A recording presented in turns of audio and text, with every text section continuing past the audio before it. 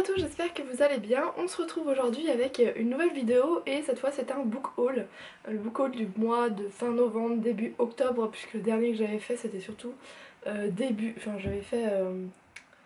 d'ailleurs là je viens de dire n'importe quoi, c'est le book haul de fin octobre, début novembre, enfin mois de novembre plutôt. Puisque le dernier que j'avais fait c'était début octobre et que j'en ai acheté d'autres plutôt vers la fin du mois.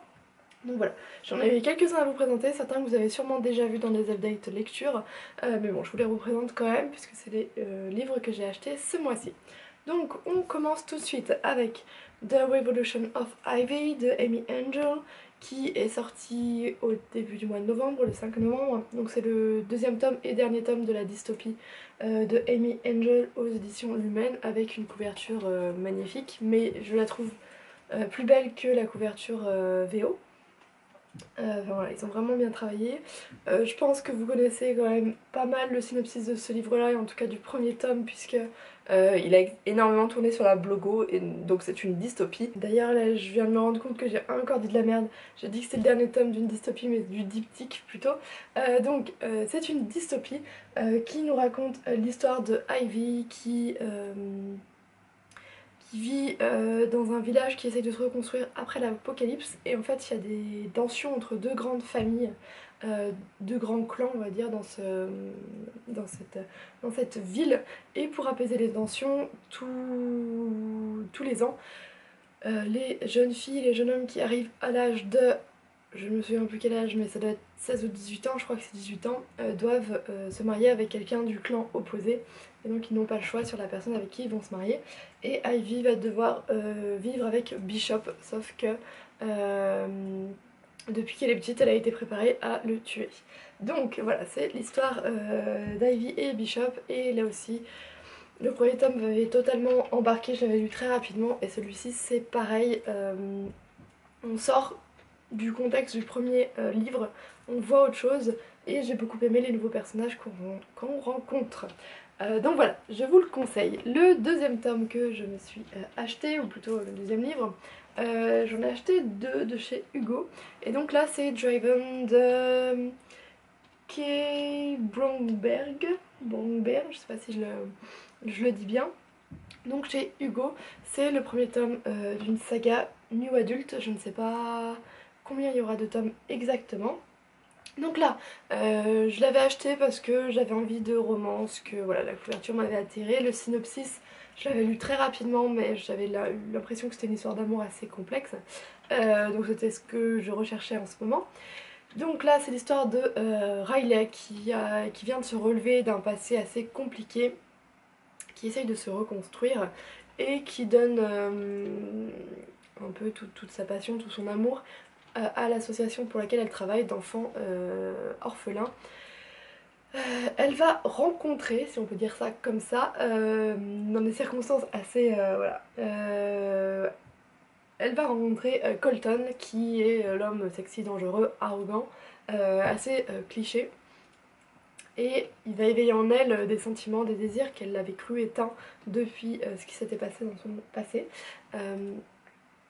Bien sûr, elle va pas tomber dans ses bras du premier coup d'œil, et Colton va tout faire pour essayer de la séduire. Sauf que lui aussi, il cache des choses et qu'il a un passé sans doute assez complexe. Donc voilà, est-ce qu'ils vont arriver à se relever tous les deux, ou est-ce qu'ils vont finir par se laisser dévorer par toutes ces choses sombres qu'ils ont dans leur passé?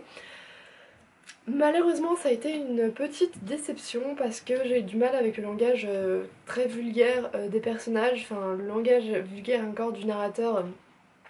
Ça peut passer, mais moi j'aime bien les choses romantiques et les choses suggérées, et là je trouvais que Colton avait des fois des propos trop directs, et moi ça m'a pas permis de vraiment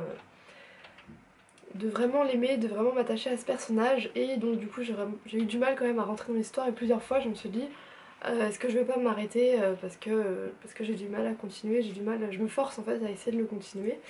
Du coup j'ai relevé pas mal de clichés dans ce livre là, de scènes qui sont super prévisibles, qu'on peut retrouver dans énormément de new adultes. Voilà, avec ce personnage arrogant mais qui cache quelque chose, et la fille qui essaye de d'être celle qui va arriver à le changer. Donc voilà, je ne pense pas que je lirai le deuxième tome, je vous fais une chronique très rapidement sur le blog, mais pour moi ça a été une petite déception. Le deuxième nu adulte de chez Hugo Romance que j'ai acheté, c'est Long Night de M. Pierce. C'est la saison 1 de Nighthawk. Donc chez Hugo, ouh, je vais y arriver.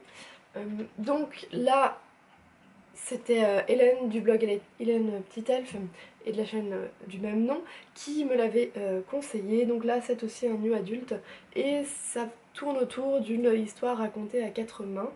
Donc entre les deux personnages principaux qui ne se sont jamais rencontrés, sauf qu'un jour l'un des deux va voir la photo de l'autre et voilà, il va essayer de prendre contact, plus contact avec elle, et ils vont se rencontrer si je me souviens bien. Donc voilà, il est plus petit que le Driven que j'avais dans mes mains il y a un instant et qui me paraissait énorme. Je ne sais pas trop à quoi m'attendre avec ce livre là. C'est une, voilà, pareil, une romance je crois assez complexe, donc je pense que je me lancerai au courant du mois de décembre. Je vais pas l'enchaîner tout de suite après Driven parce que j'ai peur que mon mauvais ressenti sur ce livre retourne sur celui-ci. Donc voilà, si vous en savez plus, si vous l'avez lu, si vous l'avez aimé, n'hésitez pas à me le dire en commentaire. Ensuite, là c'est un livre que j'avais acheté fin novembre, je les ai pris un peu dans le désordre. C'est un livre de Nora Roberts, Des baisers sous la neige, parce que Nora Roberts, j'aime bien ses romances, qui sont assez romantiques pour le coup. Et en fait, ce que j'avais pas vu, c'est que dans ce livre, donc là il y a un seul résumé, en fait il y a plusieurs romans. Et le premier roman, je sais plus. Voilà, même en fait, quand on est dedans, on voit à chaque fois c'est écrit Des baisers sous la neige. Donc moi je m'attendais à avoir une romance de cette taille-là. Et en fait non, je crois qu'elle s'arrête par là quoi. Il y a quasiment rien. Du coup j'ai trouvé que les choses allaient très vite. Je vous en parlerai plus dans un update lecture parce que je viens de voir qu'en fait sur Driven je vous ai fait quasiment mon avis. C'est pas le but de cette vidéo. Donc voilà, et dans ce livre là il y a trois. On va dire que ça va être plutôt des nouvelles en fait que des romans. Et du coup, j'ai eu un peu de mal avec la première, surtout que j'ai pas vu vachement de rapport avec la neige, avec l'hiver. Peut-être que je lirai les autres, mais ce sera pareil, pas pour tout de suite. On continue avec un livre qui change totalement. Donc là, c'est Percy Jackson, le troisième tome, Le sort du titan de Ryok Riordan, aux éditions Albin Michel Louise. J'avais lu les deux premiers l'année dernière, ça va bientôt faire un an que j'avais commencé. Et voilà, c'est un roman jeunesse. J'avais beaucoup aimé l'humour de Percy dans les premiers tomes, mais je sais que le premier m'avait sorti d'une petite panne de lecture. Donc comme en ce moment la lecture c'est pas trop ça, voilà, je pense qu'il va vraiment me faire du bien et j'ai hâte de me replonger dans la suite des aventures de Percy et ses amis. Dernier livre que j'ai acheté ce mois-ci et le seul en fait au final en VO, ça change des mois derniers, c'est November Night de Colleen Hoover qui est sorti le 10 novembre. Donc là moi j'ai la version anglaise je crois, les autres, celles qu'on a le plus vues, c'était avec le grand neuf là un peu orangé, ça c'est la version américaine. Pourquoi j'ai choisi celui-là et pas l'autre? Parce que sur Amazon j'avais trouvé que celui-ci au départ, j'avais pas trouvé l'autre et finalement celui-là arrivait plus vite puisque l'autre était déjà en rupture de stock. Donc voilà, et puis bon, ça change des autres couvertures et elle est pas non plus, voilà, elle est pas non plus moche. Donc dans celui-ci c'est l'histoire de Fallen, je ne sais pas comment prononcer, qui elle aussi est une jeune fille avec voilà, un lourd passé. Elle a du mal à se remettre de certains événements et d'avoir vraiment confiance en elle. De son côté, Ben est un écrivain et en fait ils vont se rencontrer un 9 novembre suite à une situation totalement assez étrange. Et Ben va redonner à Fallon la confiance qu'elle avait perdue, sauf que elle pense qu'il faut pas, qu'elle a besoin de se retrouver avant de tomber amoureuse. Et donc, les deux jeunes gens décident de se rencontrer pendant 5 ans, tous les 9 novembre, et de ne pas avoir de contact entre temps. Donc on va les suivre chaque 9 novembre On va apprendre au fur et à mesure ce qui s'est passé dans l'année. Mais du coup on va les voir grandir pendant plusieurs années. Donc j'en suis presque à la fin. Et pour le moment je dévore comme des petits pains. J'aime beaucoup le style de Colleen Hoover et là aussi elle a encore réussi à m'embarquer dedans. Je pense qu'il va y avoir des twists encore, mais dans ce qui reste, je pense que je ne suis pas au bout de mes surprises et je vous en ferai une chronique dans un prochain update lecture, je pense la semaine prochaine puisque je ne devrais pas tarder à le finir. C'en est tout pour le book haul de ce mois-ci. N'hésitez pas à me dire les livres que vous avez achetés, si vous avez lu un des livres que j'ai pu vous présenter. Voilà, ou si vous avez des livres que vous me recommandez, je serais ravie d'en discuter avec vous. Je vous souhaite de belles lectures, une bonne semaine et à très bientôt.